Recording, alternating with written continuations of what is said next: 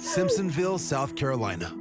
A woman sits alone on her front steps, sobbing on the phone with her father. Mike just called me and said Mom is dead. She's battling a panic attack just after receiving news of her mother's sudden passing. I can't breathe. Across the street, her neighbor, who she had only met once before, hears her cries and notices she's in distress.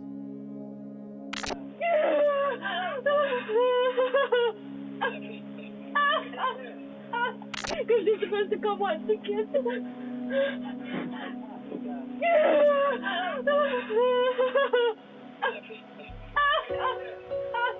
When the neighbor arrives, without hesitation, she begins to hug and console her grieving friend, as if she were a child of her own.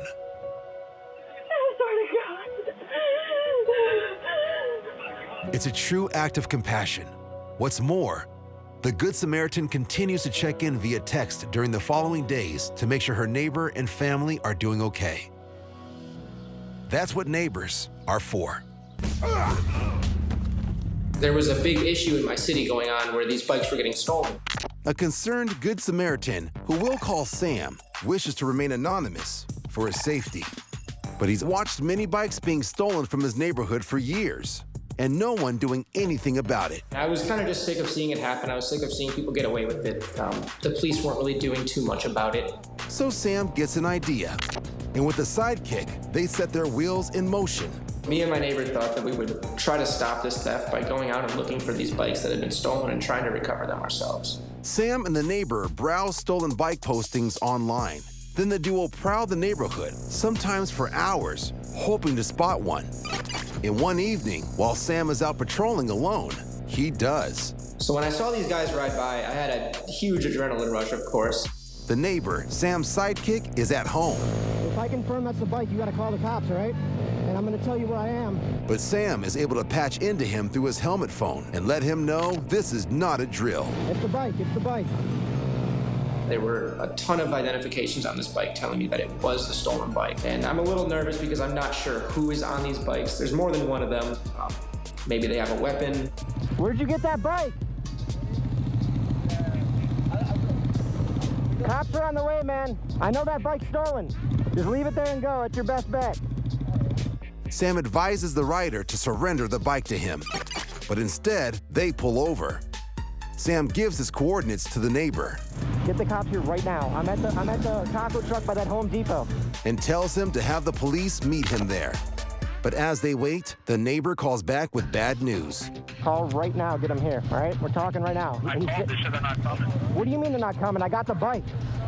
This Good Samaritan is now the Lone Samaritan. I didn't want to approach the situation alone. I just wanted to let the police know where these people were so they could apprehend them themselves. One of the riders pulls out a phone and hands it to Sam. The rider on the stolen bike ended up pulling out his phone and calling the person who had stolen the bike in the first place, the original thief. Sam gets on with the thief who stole the bike. I already talked to Levi, and I have to return the bike tomorrow. Well, look, man, I got the bike right now, and I have the key. I can take it for Levi, man. Levi is the bike's owner. And now that the thief knows he's been caught, he wants to return the bike back to Levi personally and apologize. Or so he claims. But I'm taking this bike with me. The cops are on their way. No, you can't return that bike. But Sam insists on bringing the bike back himself and is not backing down. I don't care, man. This bike's stolen. It's coming with me. Sam believes if he lets them take the bike back, neither he or the owner will ever see it again. We know your name. We know your address and everything, bro. I would take off if I were you. I don't give no. All right, man. Did you buy this bike or did he give it to you? Because you should get your money back if you bought it. The thief may not care, but the two riders do. They talk to the thief on the phone and soon hand the keys over to Sam. I don't want you guys to if you didn't steal it, I don't want you in trouble, all right? So you guys can go, because we already have the name of the guy. The two people on the bikes decide to go their own way and leave the bike with me. All right, you guys be safe, all right? I'm sorry you got mixed up in this, all right? If you didn't steal the bike, that's all right, but I'm taking it. Thank you. We will take care of the guy. Okay. I ended up getting a $500 reward for getting the bike back. Later on, this footage was used in court, and the thief was charged with many counts of vehicle theft. But putting a neighborhood criminal behind bars comes with a price. So I am a little worried of what may be done to me by the thief or his acquaintances if they find out my true identity. This neighborhood Good Samaritan is happy to remain anonymous. And as long as Milwaukee thieves continue stealing bikes, the Good Samaritan and his sidekick neighbor will keep taking them back. Hell yeah, man.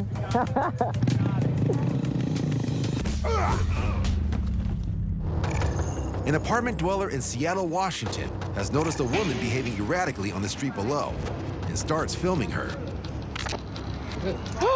She's throwing hands. Oh my God. No. Stop. She collects a handful of rocks and goes running to terrorize the building across the street. You can't see it because of the building's awning, but she's throwing those rocks at an elderly woman. Unfortunately for this nasty neighbor, a passing Good Samaritan just witnessed the attack, and he plans to do something about it. The man comes darting across the street, tackles the attacker, and sends her crashing into a fire hydrant. Take her down. After giving her a scolding, the man checks on the elderly woman to make sure she wasn't hurt by any thrown rocks. Yeah, he just With the situation under control, the unidentified woman offers a feeble apology and is sent on her way. With neighbors like this guy, maybe she'll think twice before harassing this neighborhood again. A delivery driver named Nathan Wilkins prides himself on knowing all the different routes in his neighborhood. Being a delivery driver, I've gone through this neighborhood pretty often. It's just a really tight neighborhood. On a brisk January morning, Nathan's first delivery takes him on a familiar route through town. You've got a lot of houses, you've got a lot of kids running around in the yards and stuff. People feel safe in this neighborhood. But on this morning, Nathan notices something odd ahead of him. I had a package to drop off not far from where I was, and then I noticed all of a sudden I was doing 20 miles per hour behind somebody. Oh, Lord. The car in front is weaving back and forth over the center lines. I just kind of followed along behind him, and the first thing I thought, oh, he's on his phone, he's, distracted. Nathan keeps behind the car as the driver becomes more erratic. Genuinely, no. The car nearly misses two oncoming vehicles and shows no signs of stopping. Me, dude. Get off the road. Oh, Lord. We went around the turn, and I see a utility truck coming towards us, and he starts to drift into the next lane. Oh no, this guy is about to hit this oncoming utility truck, doing like 50 miles per hour. Nathan slows down and braces for what's about to happen. I was absolutely terrified. A truck that size, if they hit him going 50 miles per hour, it would have been disastrous. The truck swerves at the last second, narrowly avoiding a head-on collision. I'm so glad that the guy driving the utility truck had the reaction time he had. But the next driver might not be as quick, so Nathan does whatever he can to help his fellow neighbors. If I saw an opposing car coming, I would flash my lights, I'd turn my hazard lights on, do my best to try to give them a heads up.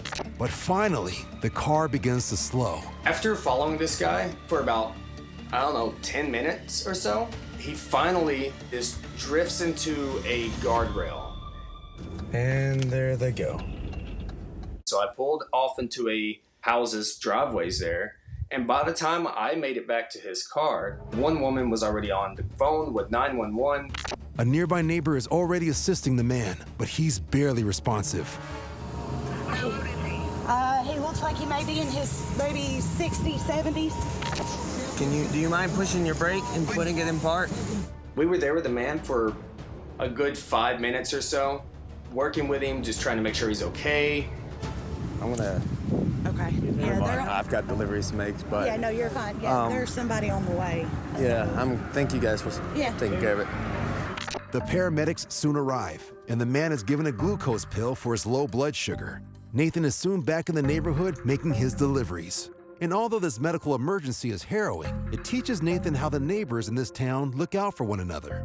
One day, that could be me in that car. I could have a heart attack or something while driving down the road, and it's nice to know that there's people like the people in my neighborhood that are gonna come out and be there and help me. Thanks to Nathan and his neighbors, this driver avoids a road to disaster and is now on the road to recovery. Hello, sir. How you doing? Hi. Even in this age of cameras, door-to-door scams are common. Oh, yeah, I'm not interested. But for Gene Ebert, it all starts with a phone call. One winter afternoon, this retired 911 operator gets an unusual call at home asking for help. And it's a guy on there crying, saying that he's been in an accident and that he's my grandson, and now he was in a jail in New Jersey someplace. But instead of taking the bait, this veteran essential worker lays a trap of her own to stop the scammer from targeting her neighbors. And the last thing I said to him before I hung up was, I'll handle this. And I think that's kind of what hooked the guy into thinking that I was really falling for the scam. A common swindle. This man is trying to convince Jean that her grandson is in trouble and needs her money to help him out of a jam. Next thing I know, they're calling me back. He asked me if I could handle $8,000 worth of bail. So then I called the police and they sent 2 officers over. When the officers arrive, they hatch a plan with Jean to catch the scammer. Guy is still calling, and then he says to me, I just so happen to have somebody 10 minutes away. And then the cops told me what to do. And within 5 minutes, the guy's walking up to my door asking me for the envelope with the cash in it. Nervous to meet the potential thief, Jean follows the officer's instructions to the letter as soon as the scammer knocks on her door. Hello? Hi. I wanted the envelope to look legit, so I folded up a bunch of paper towels, put it inside the envelope. Okay. Have a good one.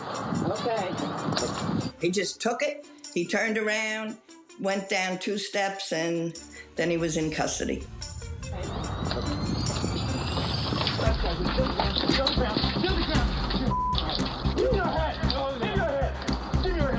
Yeah, I'm here.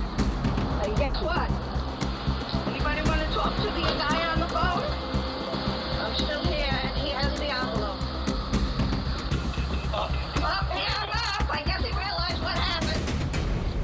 My neighbors across the street were like, holy smokes, what the heck's going on over there? The suspect is arrested and charged with attempted grand larceny and is currently out on bail awaiting trial. Word of Jean's heroics quickly spreads around the neighborhood and even beyond.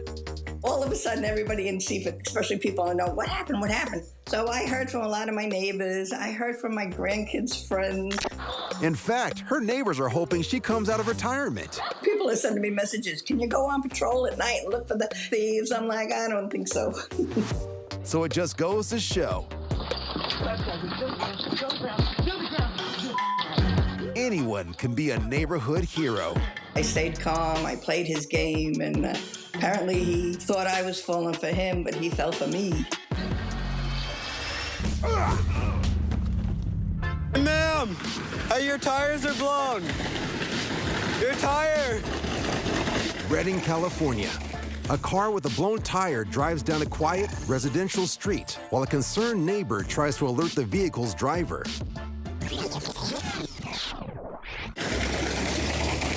Hey, ma'am, your tire. What are you doing? What are you doing? Man, what the Man. The neighbor, along with 2 friends, follow the woman and get her to pull over. But it's soon clear she has bigger issues than a flat. Are you guys loving me? You're taking care of me, right? That's right. Oh, yeah. That's exactly what we're doing. She appears to be under the influence. Hey. Oh, don't fall over. No. You know what? Oh. No. Don't fall. You guys should sit down because you look like you're sick. I'm good. Are you okay? I look like I'm sick. Well, you're like you don't feel well. I'm You're. not sick. Have you had too much to Do you drink? have any pot? No. I have some. Crazy. Keep it with you, Is though. there any? Even though it looks as if the woman has already drunk enough, it seems like she still wants to continue the party. But her playful interaction with her neighbors is short-lived. Police soon arrive on the scene, and the woman tries to drive away. But the only thing fleeing is her cheery disposition. You're helping them. You're helping them. Oh, you. Get out of here. Get out of here. You. The car. Oh, Get out of the car. get now. Oh, wait. While the woman is charged with a DUI, thanks to her concerned neighbors, she does not injure herself or any other people out on the road. Remember, never drive under the influence.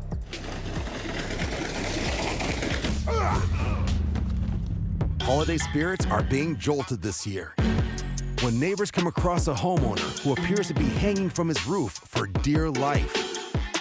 But there's something about this struggling homeowner that looks familiar.